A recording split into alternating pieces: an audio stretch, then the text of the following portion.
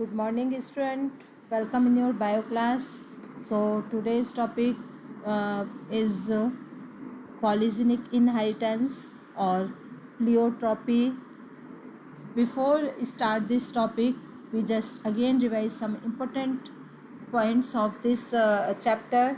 It is law of inheritance, where you have read law of dominance, law of segregation, law of independent assortments. You have read codominance, you have read test cross, you have read incomplete dominance. Then next term is pleiotropy.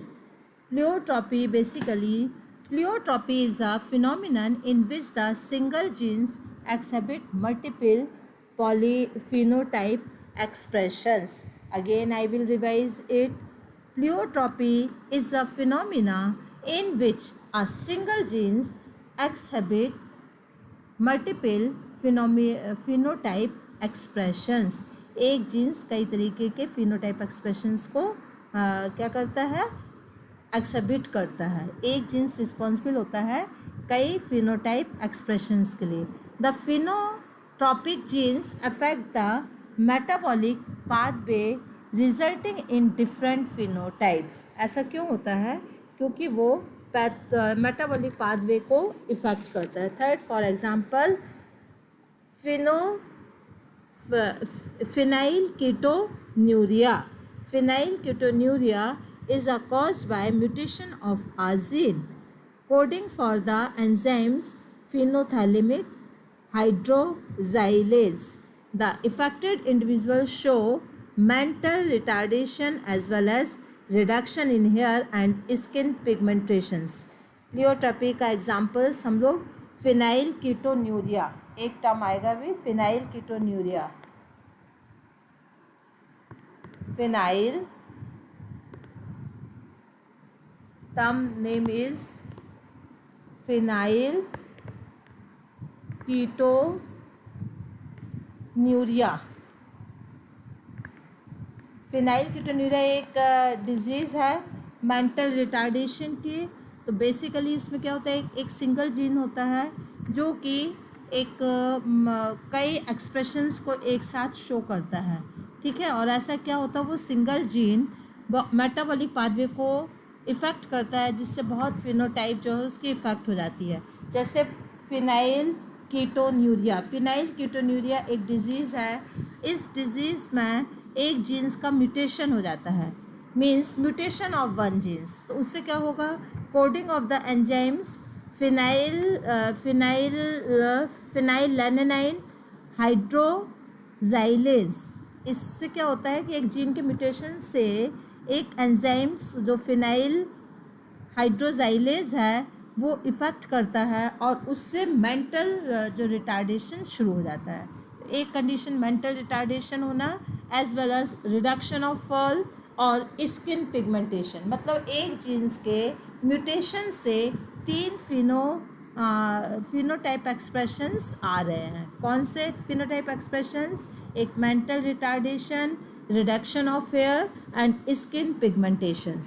So this is the examples of pleiotropy. ये examples किसका है? P-L-E-I-O, pleiotropy. Clear students? ये examples है. Now एक और term है, just like second examples we will take Drosophila. एक Drosophila में भी प्लियोट्रॉपी एक्सप्रेशंस जो है ऑब्जर्व होता है. किस वे में?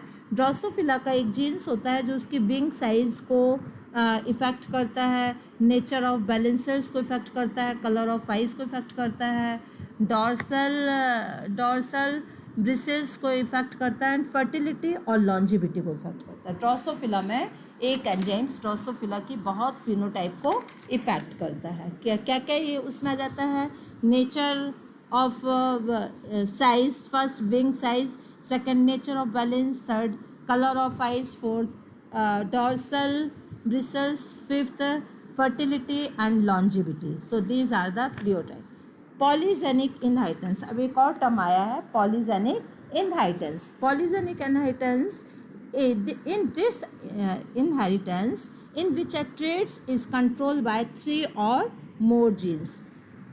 ट्रेड्स इज कंट्रोल्ड बाय, एक ट्रेड्स जो है 2 से ज़्यादा जीन्स के द्वारा कंट्रोल्ड होता है. This is polygenic. प्लियोट्रॉपी में कई सारे फिनोटाइप एक जीन्स के थ्रू कंट्रोल होते हैं. और polygenic pleiotropy in the common sense we can say both are opposite to each other. Polygenic में क्या है कि there is a one traits is controlled by more than 2 और 3 जीन्स. मोर देन 1 और 2 jeans, 1 और 2 जीन्स से ज़्यादा jeans जो है एक ट्रेड्स को कंट्रोल करते हैं. Clear?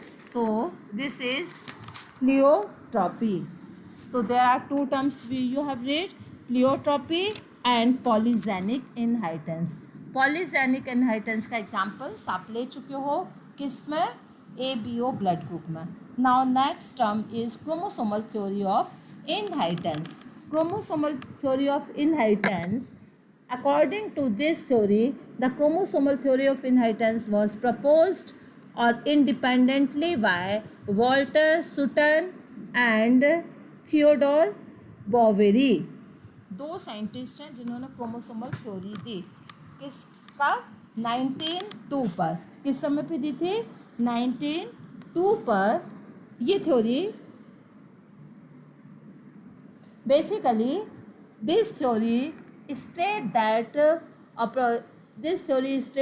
or factor of this theory is that the hereditary factor are carried by in a nucleus. Hereditary factors are carried in the nucleus.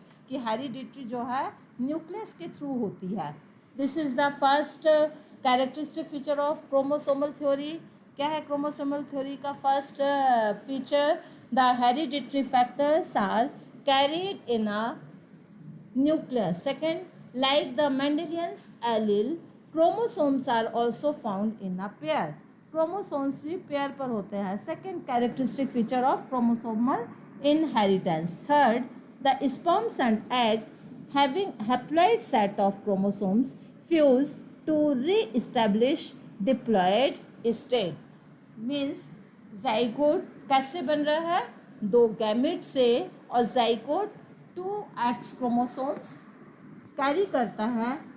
It is because of the fusion of male and female gamete, and male and female gametes both contain X chromosomes number. Third, the 2 alleles of a gene pair are located in homologous site on homologous chromosomes. जो alleles होते हैं, allele gene means एक character के 2 contrast character. For example these are the 2, ये क्या है? 2 chromosomes हैं. Chromosomes always present in a pair.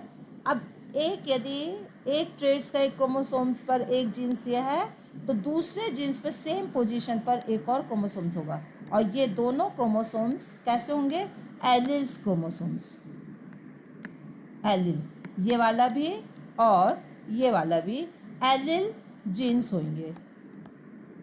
और दोनों जीन्स कलर के या एक कैरेक्टर को रिप्रेजेंट करेंगे. This character, this representative genes is called as alleles. तो एलिल जीन ऐसा नहीं होता है कि एक कलर को शो करने वाला जीन हो, दूसरा जीन हाइट को शो करने वाला हो. एलिल जीन में एक ही कैरेक्टर के 2 कंट्रास्ट जीन्स होंगे.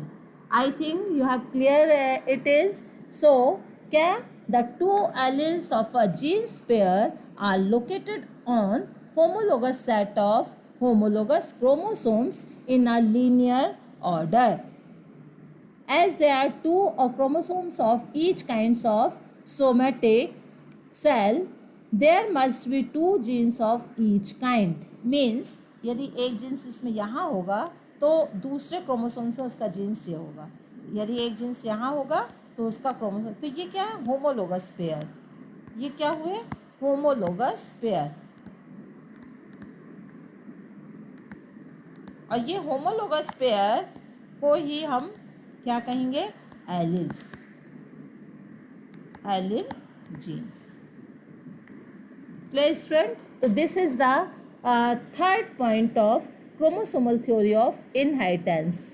Clear? Now, next one, homologous chromosomes synapses during meiosis and get separated to pass into different cell.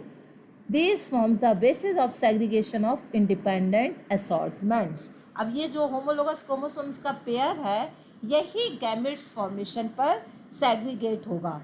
किसके अकॉर्डिंग? लॉ ऑफ इंडिपेंडेंट असॉर्टमेंट्स के according. Means these homologous pair of chromosomes will be separated in a single chromosomes during the formation of gametes formation, and this behavior depends on the law of independent assortments. Clear? So this is the chromosomal theory of inheritance. In 19, three scientists de Vries, Correns and von Schanmark independently rediscovered Mendel's result. और ये जो theory थी ये एक तरीके से Mendel's result को ही prove करती है. मेंडल्स रिजल्ट और क्रोमोसोम्स थ्योरी ऑफ इनहेरिटेंस में जो डिफरेंस है वो डिफरेंस ओनली 1 और 2 पॉइंट्स का है. फर्स्ट, जीन और फैक्टर का. Mendel's gives out terms factor, hereditary factor, and the second next scientist that widely published again Mendel's law, he used genes. तो जीन्स और फैक्टर का एक डिफरेंस है. बाकी मेंडल्स लॉ और chromosomal theory of inheritance near about same है. ठीक है, तो ये किसके ऊपर है? The chromosomal theory of inheritance totally Mendel's जो मेंडल्स वर्क को रिपब्लिश करता है. Clear? In 1902, the chromosomes movement during meiosis has been worked out. Walter Sutton and Theodore Warbery noted that behavior of chromosomes was parallel to, here we are underlining this statement, this one, Walter Sutton, name of the scientist, Walter Sutton and Theodore Warbery. Walter Sutton and Theodore Warbery noticed that the behavior of chromosomes was parallel to behavior of genes and used chromosomes movement that always explain Mendel's law. यहाँ पर Mendel's law को express करते हुए ही chromosomal theory है. Basically what is the difference between genes and chromosomes? Genes always present in pair, chromosomes be always present in pair. Genes aggregate at the time of gametes formation, chromosomes also separated during the gametes formation. Independent, next, independent pairs aggregate independently in each other. Here one of the segregate independently of the another pair, means दो chromosomes भी separately independently separate होते हैं, ऐसे jeans भी independently separate होते हैं. तो there are chromosomal theory of inheritance और Mendel's law near about simultaneous theory. जो थोड़ा सा डिफरेंस है वो फैक्टर और जीन्स पर है. मेंडल्स ने जो वर्क किया है जीन्स के ऊपर वर्क किया था, उसने क्रोमोसोम्स टर्म्स को यूज़ नहीं किया. और क्रोमोसोमल थ्योरी क्रोमोसोम्स को प्रूव करती है. हेयर क्रोमोसोम्स का बिहेवियर और जीन्स का बिहेवियर साइमल्टेनियसली पैरेलल है. जैसा क्रोमोसोम्स का बिहेवियर है वही जीन्स का बिहेवियर है. तो this is the chromosomal theory of inheritance. यहाँ पर आप फिगर को भी देख सकते हो. ये फिगर है, देखो, this is the homologous pair. ठीक है, ये G1 G2 फेज मियोसिस के फेज है. मियोसिस में फिर मियोसिस एनाफेज हुआ, फिर मियोसिस 2 हुआ, फिर जर्म सेल्स हुई. तो ये इस तरीके से मियोसिस के दोनों प्रोसेस के बाद हर जो गैमेट्स है उसमें इंडिपेंडेंट ही अब आ जाएगा. ये एक 1 है, 1 क्रोमोसोम्स, यहाँ भी 1 है, ये भी 1 है, ये भी 1 है. और ये प्रोसेस कब आ रही है? जब मियोसिस डिवीजन की सेकंड स्टेज हो रही है। मियोसिस डिवीजन की सेकंड स्टेज में जो ऑफस्प्रिंग्स फॉर्म हो, गैमेट्स फॉर्म हो रहे हैं, they will contain single chromosomes. तो गैमेट्स फॉर्मेशन में सिंगल क्रोमोसोम्स आ जाते हैं। This is the figure that show chromosomal behavior, how chromosomes segregate when germ cells are formed. germ cells form होने के बाद क्रोमोसोम्स कैसे सेग्रीगेट होते हैं, ठीक है। यहाँ पर there are difference between the genes and chromosomes, we have already discuss. Near about both have same habit, both are present in pair, already we have discussed. segregate at the time of gametes, ये भी दोनों में same है। independent pair segregations, so both have same behavior. now during anaphase of meiosis 1, आपने दो stage read की हुई है, meiosis 1 एंड meiosis 2, meiosis 1 और सेकेंड आती meiosis 2। meiosis 1 में क्रोमोसोम्स रिडक्शन डिवीज़न कंप्लीट हो जाता है, ठीक है, रिडक्शन डिवीज़न कंप्लीट होता है इसमें। और meiosis 2 में वही रिडक्शन डिवीज़न के बाद जो ऑफस्प्रिंग्स बन रहे हैं वो यहाँ पर कैसे डिवाइड हो रहे हैं, एज ए माइटोसिस मैनर पर। meiosis डिवीज़न दो फेज़ में होने वाली प्रोसेस है। फर्स्ट फेज़ उसके रिडक्शन डिवीज़न को शो करती है, सेकेंड फेज़ वो रिड्यूस्ड जो ऑफ स्प्रिंग्स हैं, अगेन वो माइटोसिस डिवीजन के बाद वो 4 सेल्स फॉर्म करते हैं, ठीक है। ये बेसिक इसमें दो प्रोसेस होती है। तो यार meiosis डिवीज़न यदि आपको क्लियर करना पड़ेगा क्या है meiosis डिवीजन और क्या है during anaphase of meiosis 1। Anaphase stage आपको याद आ जाना चाहिए क्या, prophase, first prophase, second anaphase, second metaphase, third anaphase, fourth telophase. तो मेटाफेज के बाद एनाफेज 1 में क्या हो रहा है, during anaphase of meiosis 1 the 2 chromosomes pair can align at a metaphase, मतलब इस तरीके की अपने एक फेज पर आ जाते हैं ना, ये एक अपने अपने उस पर आ जाते हैं, ठीक है। ये ठीक है, मेटाफेज 2 में अपने अपने साइड के पोल्स पर ये खींचने लगते हैं, ठीक है, इंडिपेंडेंटली टू ईच अदर, ठीक है। और compare the chromosomes of 4 different colours of the left and right column. यहाँ पे फिगर देख लीजिए आप, ये फिगर, ये देखो होमोलोगस क्रोमोसोम्स का यहाँ पे एक पेयर है, ये सेम उसमें पहले ये एक स्पिंडल फॉर्म्स हो रहा है और अपने अपने साइड पर ये सेट हो रहे हैं। सेकेंड फेज आती है मेटाफेज 1 एनाफेज, इस तरीके से आया। फिर meiosis 2 में एनाफेज में एक एक चले गए, कितने हो गई है 1 1। और जर्म सेल्स पर इस तरीके से हर एक ऑफ स्प्रिंग्स पर गैमेट सेल पर एक एक क्रोमोसोम्स होगा, ठीक है। meiosis डिवीजन के बाद गैमेट्स फॉर्म हो रहा है ना, तो गैमेट्स में ये जर्म सेल्स जो एक एक गैमेट्स एक एक क्रोमोसोम्स को बियर करेगा। So this is the process. इस फिगर को आप पूरा ऑब्जर्व करोगे। After the observation of this figure you can understood what is going on meiosis anaphase 1, meiosis anaphase 2. now next term is, this is the chromosomal theory of inheritance। Drosophila melanogaster पर हम लोग आपको बता चुके हैं कि किस तरीके से क्रोमोसोमल थ्योरी वर्क करती है ड्रोसोफिला पर। ड्रोसोफिला का ये एक ए और बी, ए जो है मेल है, बी वाला ये फीमेल है, बी फीमेल ड्रोसोफिला और ये मेल ड्रोसोफिला है। दोनों एक दूसरे से डिस्टिंक्टली डिफरेंट होते हैं। ड्रोसोफिला मेलिनगेस्टर, यहाँ पर एक एक्सपेरिमेंटल वेरिफिकेशंस हुआ है क्रोमोसोमल थ्योरी का। क्रोमोसोमल थ्योरी जो क्रोमोसोमल थ्योरी ऑफ इनहेरिटेंस का एक्सपेरिमेंटल वेरिफिकेशन है, किसके थ्रू, ड्रोसोफिला के थ्रू। थॉमस हंट ने इसको प्रूव किया था। अकॉर्डिंग दैट उन्होंने क्या किया कि discovery on the basis of variations और सेक्सुअल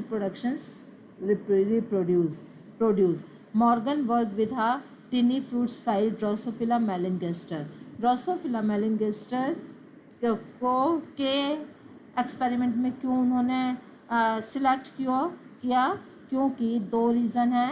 एक वो बहुत सूटेबल है इस कंडीशंस को वेरीफाइड करने के लिए। सेकेंडली सिंपल सिंथेटिक मीडिया पर लेबोरेटरी पर ग्रो हो जाती है। थर्ड देयर लाइफ साइकिल बहुत कम वीक की होती है, 2 और 3 वीक की होती है।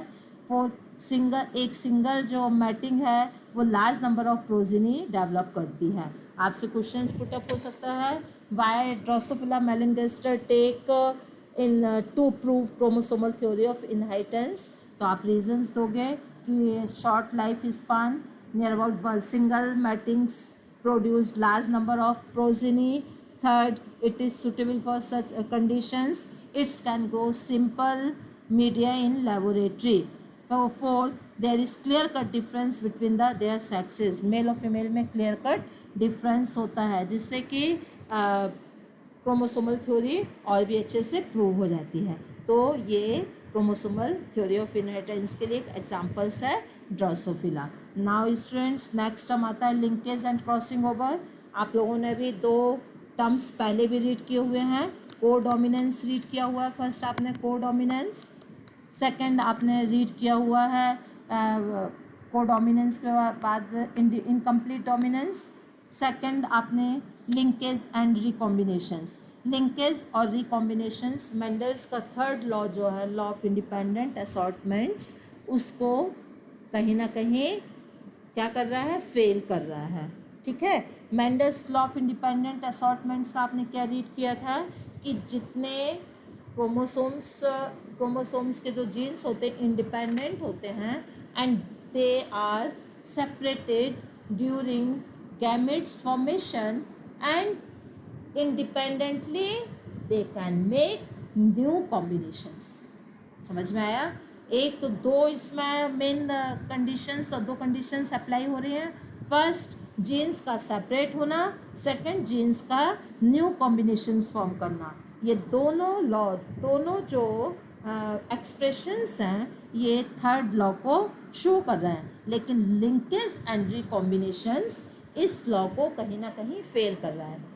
लिंकेज और रिकॉम्बिनेशंस क्या शो करता है कि जीन्स आपस में सेपरेट, वही जीन्स सेपरेट होंगे जो कि दूर दूर होंगे, जो जीन्स पास पास होंगे वो सेपरेट नहीं होंगे, और it is due to linkage. और जितने ज़्यादा लिंकेज होंगे उतने ज़्यादा रिकॉम्बिनेशंस कम होंगे। क्लियर? लिंकेज और रिकॉम्बिनेशंस अपोजिट है। लिंकेज ज़्यादा होंगे, रिकॉम्बिनेशंस कम होंगे, लिंकेज कम होंगे, रिकॉम्बिनेशंस ज़्यादा होंगे। Means linkage is indirectly proportionate to recombinations. So student, in next video we will clear it linkage and recombination. I hope you understood these terms, and again I instruct you, you just read and understood following terms. अभी तो आपको सुनने में story जैसा लग रहा है, but ये स्टोरी नहीं है, ये एक एक्सपेरिमेंटल प्रूव आइडियाज़ हैं। ये ऐसे आइडियाज़ हैं जो प्रूव हो चुके हैं। ठीक है, और उसमें जो डिफ़ॉल्ट हुए हैं उनको भी एक लॉज के थ्रू और न्यू टर्म्स के थ्रू एक्सप्लेन करना है। तो I think student it will be over. Okay student,